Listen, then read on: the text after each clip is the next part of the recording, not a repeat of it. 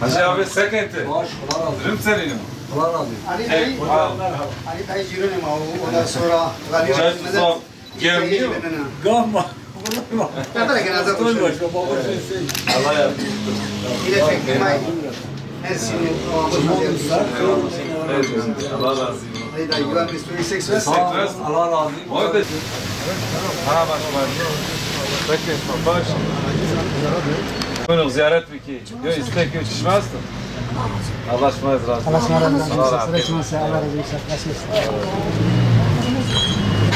Allah razı olsun. Selamun aleyküm. Zozo zun ya. Ne de hayır. Selamun aleyküm. Merhaba. Sakin. Acil dayı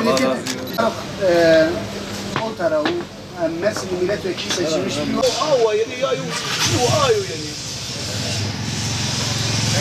Onu verecek basına. Ay gayretle. Vamos bakır. Herkes söylüyor dereceğiz.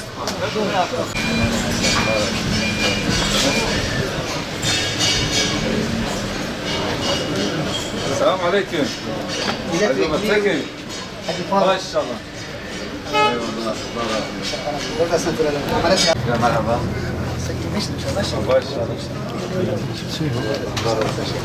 Ramaz Azza ya. Tez Azza ya. Hacı abi.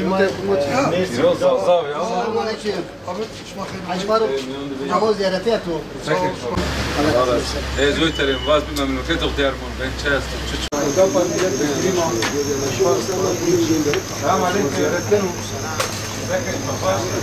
Ben sadece dikiş çıkıyorum. Sadece dikiş Kısaltma, daralma.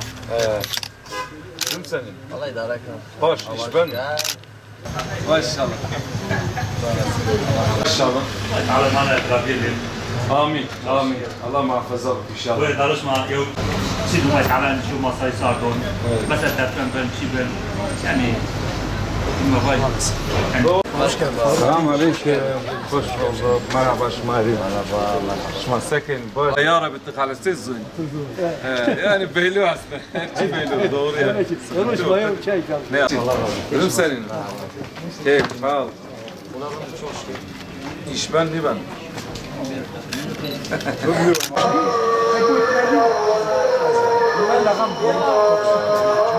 Ay ma sorun inşallah.